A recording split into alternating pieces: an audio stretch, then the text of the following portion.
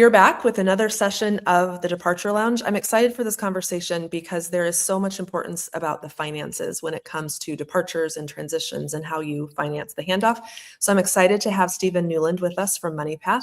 Stephen, can you do a quick, where do people find you? And then we're just going to turn it over to you for your session.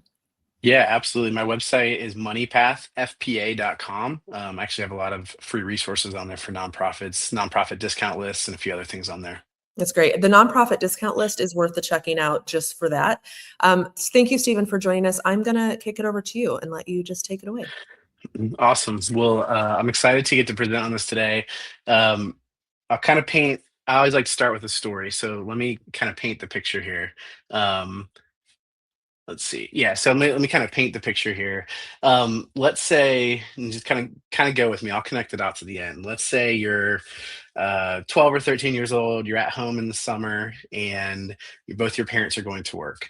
Let's say in one scenario, the cupboard is bare. You got kind of all the snacks have been picked over. You've got like the can of beans. You've got maybe the pasta that's been sitting in there for a month. You've got a can of fruit. The bananas are all bruised, and then your parents didn't leave you any money for pizza or something during the day. So that's one example, and be thinking about which one you would choose here. The other one is you just went to the grocery store, you've got all the best snacks, you've got like everything you want, your favorite snacks are in the pantry, and your parents left you $20 to get a pizza during the day. So that is an analogy for essentially what a handoff can look like during a leadership transition from a financial perspective. So, would you rather be the one that you're leaving kind of the bare cupboard, or the things that have kind of been picked over, or there's not a lot of resources to choose from? You kind of got to get a little scrappy, or do you want to hand this off where hey, there's an abundance of resources, things are in a good shape, and you've set the next leader up to be able to come in and say, what can I do with this is like I've got a fresh canvas here, what can I do with this? So that is essentially what we're going to be talking about today, is how you can uh, set everyone up so that they're in that second bucket, heading into a transition. All right. So the first thing we're going to talk about is revenue. And some of this might be obvious today, but I want to go through some of the key areas here. So revenue, the biggest thing to think about here is how stable is your revenue right now. Is it have things been on a decline, or are things in a decent spot? And then even more so important, how's your pipeline? So if you've had good conversations with donors, is that pool of potential donor funds or grant funds, is that growing, or has that been shrinking, and is that kind of just withering a little bit on the vine? So those are a couple things you really want to think about heading in. If you can hand somebody a thriving revenue environment, you've got good pipeline, good grant pipeline, good donor conversations in the mix, that is a huge gift to the next leader. The other thing tied to that is, are major gifts tied to the mission or to you as the leader, to relationships that maybe only you hold? This is a huge risk in any leadership transition, and I've seen it go well. I've seen it go poorly in the past, where this major donor says, I believe in the mission, but I was really investing in that leader because I believed in that leader, where dollars followed the leader, not necessarily the organization. And so I would say, hey, step back, think about where that's at for your organization, and then have proactive conversations with some of your key donors or key funders. And then the other component for revenue is, how concentrated is your revenue among your top 5 donors? There's a lot of different metrics out there. I don't know if there's really a right one. One thing that I have seen is that, hey, if you have any donor that, or if your top 5 donors make up, let's say like 50% or more of your revenue. I actually think 50% might even be a little low. Let's say if your top 5 donors make up 70% of your revenue, there's concentration risk there, and that if one or two of them leave, the organization could be in a tricky spot. And so just start paying attention to how concentrated your revenue is. There may be limited things that you can do about that in the short run, but you can at least tighten up those conversations and those relationships so that you're lessening the risk heading into a transition. The next section here is expenses. So when is the last time you did a spring cleaning on your spending? One of the things that when I come into organizations, I see often is subscriptions that have been turned on that, maybe they were useful a year ago and it just kept hitting the credit card and no one was really paying attention. And it's just, $30 a month, not a big deal. Or whatever that looks like, or extra seats, licenses that you might be paying for like a specific software that you use.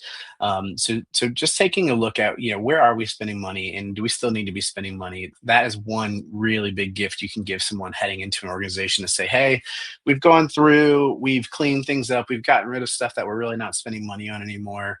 It's just another gift you can give them.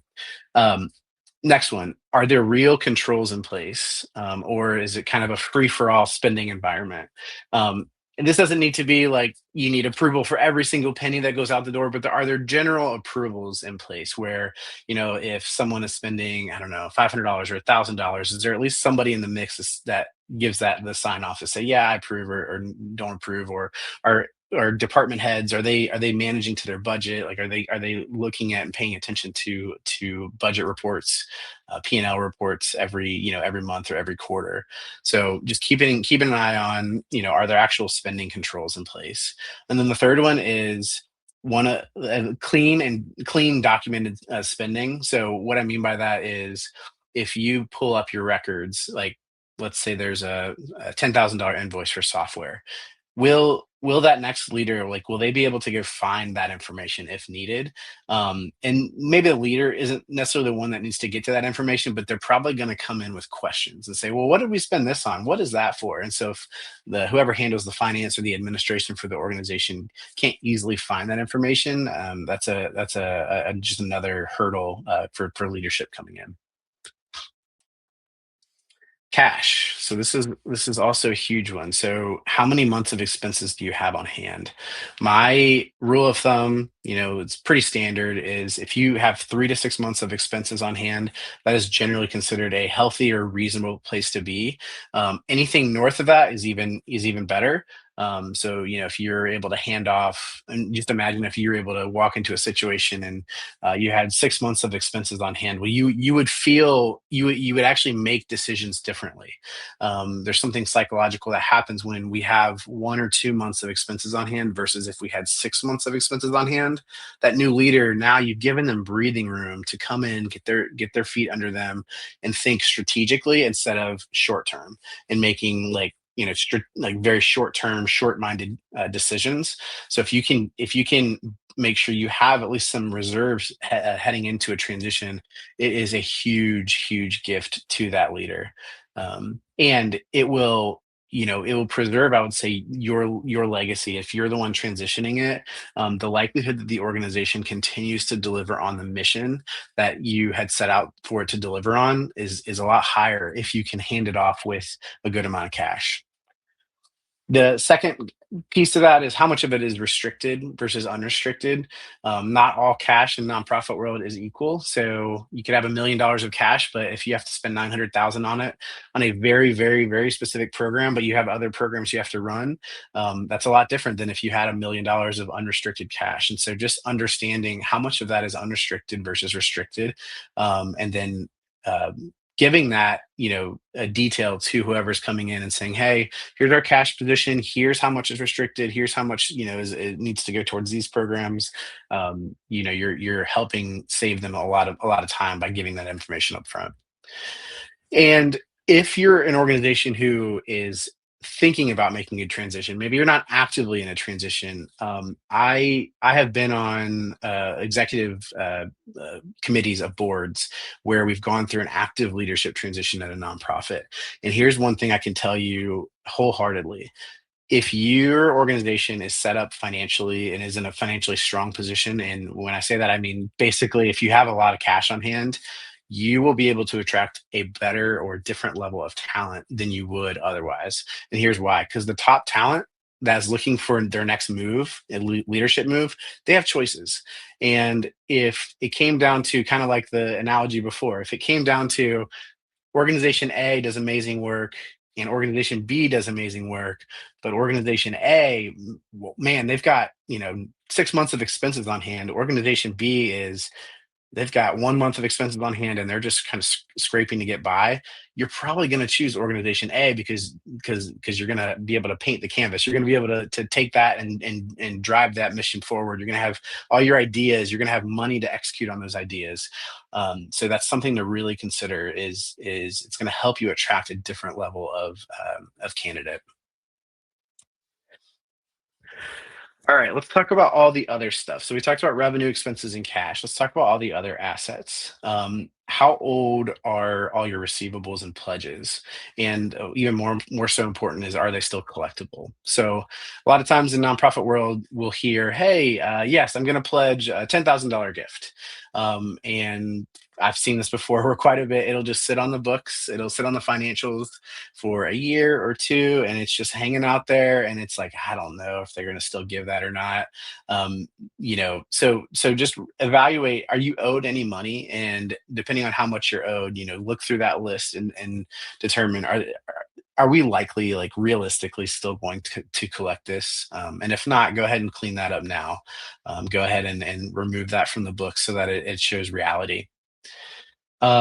Second bullet point there is just, again, stale receivables can make the picture look healthier than it really is. So again, if it looks like you have $250,000 of money pledges coming in, but in reality you're probably not going to be able to collect more than maybe 50 of that, that makes things look a little rosier than they are. The third one, I probably don't have to say this because I think everybody who's been a leader of an organization knows this: the staff are your biggest asset by far, especially I think in the nonprofit world. Maybe shortly followed by our amazing volunteers, right? But heading into a transition, step back and just evaluate your staff health and morale. Have have they come through a season of burnout? Have is the organization taking care of them, investing in them, investing in professional development, employee retention, even like the small things, recognizing birthday, like very very small things, but just helping the organization or helping the staff feel connected. Evaluate that area, and if you're heading into a transition, what a great opportunity to go ahead and invite them in to some of the conversations of the transition, because they will feel a part of that.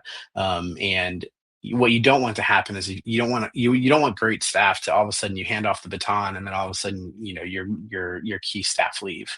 So this is a great way to mitigate that. And then the other part of it is, look at your other assets. So is your facility in good shape? Is your volunteer base strong, or are they lagging behind? um, Again, I've seen this quite a bit where a transition will happen, and during the transition it comes up, oh yeah, by the way, we need a whole new HVAC unit for the building, or we need X, Y, and Z. And so, well, while you thought maybe you had all this cash on hand, and you really didn't, because you had to spend this money on facilities and kind of cleaning up past messes. Again, the whole idea behind everything I'm talking about today is, how can you get ahead of any potential surprises that this new leader of your organizations could have in that first 6 to 12 months. If you can help get ahead of anything that could surprise them, it will make that transition go so much smoother. Um, okay, let's talk about liabilities. Does the organization carry debt that's holding it back from investing elsewhere? For example, do you have a bunch of past payables that you just haven't paid a large vendor in a while for some reason? Or do you have a whatever that could look like? Do you have like a line of credit that you just have an outstanding balance on? So just evaluating those different things. Again, if you can give the leader coming in less debt, or less of these obligations coming in, you're just going to set them up for a better future. Um, and then again, the third bullet point: any deferred obligations. So, do you have any loans in progress that might not make their way onto the financials yet? Do you have any possibilities for any grant clawbacks? Those things are pretty rare, but just again, getting ahead of that and thinking through that ahead of time. Concentration risks. This is a really really really important one that doesn't always show up in the numbers. So, are your donors, vendors, and key volunteers and staff, are they tied to the organization, or are they tied to the leader currently in the seat who will be transitioning. If they're tied to the leader, you don't have as strong of an organization as you think you do. And I know that might be hard to hear, but it will become evident when you hand off that baton, because a lot of things will start to kind of fall through the cracks. And so you can get ahead of that. I actually think it's probably easier than it seems to get ahead of that if that person who does have those relationships initiates those conversations with those donors, vendors, volunteers, and staff. If they invite them into the process and say, "Hey, it would really mean a lot to me if I know you're passionate about this initiative. It would really mean a lot to me if you continue to support." The vision and the mission of the organization. So I think you can get ahead of that pretty easily, but it's something that a lot of times is missed and not really thought about until it's too late. So the second bullet point here, I kind of already hit on this, but if it all rests on one leader, the organization can look strong on paper, but weak in reality. All right, let's talk about the board. So there's different levels of financial literacy across boards. You might have one or two people who are very confident, who might do finance as a day job, and you might have others that just look at the financials and say, "I don't really know much of what I'm looking at." This is going to depend on the size and obviously stage of your organization. But I would say this: just take an evaluation of, as you're heading into a transition, how confident is your board reading and interpreting financial statements? They're going to do the organization a disservice if they can't read and interpret kind of basic financial statements, the statement of activity, the statement of financial position, or the P&L and balance sheet, depending on what you call it. So if they don't feel confident in that, or if there's only one or two people who are confident in that, that's a risk, because let's say those one or two people they get busy, or they're not at the meetings, or I would invest in giving some high level board education on here's how to read and interpret financial statements, because they're going to fill the gaps during that transition. They're going to be kind of keeping an eye on things, maybe at a deeper level as that new leader gets up to speed. Um, yeah, so I think that covers most of the points there. That's it. So I think there's obviously a lot more, but if you were to pick a couple things from each of those slides today, and you were able to clean things up, or feel confident that you are good in those areas, you will be handing a really good situation off to the next leader of your organization. And why that's important is because if you make that handoff smooth, if you make that handoff easy, the likelihood of your organization continuing to stay on mission and to continuing to help whoever you serve, or whatever your mission is much higher. If you don't, the opportunity is the organization could really struggle. So yeah, I think that's kind of where I will land it today. I've got my information on the screen here. If you feel free to reach out. I also have a free checklist. You don't need to put your email in or anything. If you scan that QR code or go to that link on the slide here, it's just a checklist of everything I talked about today, just in the little checklist form. Stephen, this was amazing. I appreciate you so much for not only the deep dive into the finances, but so beautiful to think about like how someone can start today and prep for an eventual transition, because the reality is that everyone leaves. And so really getting your brain around how to protect mission and your organization is really important.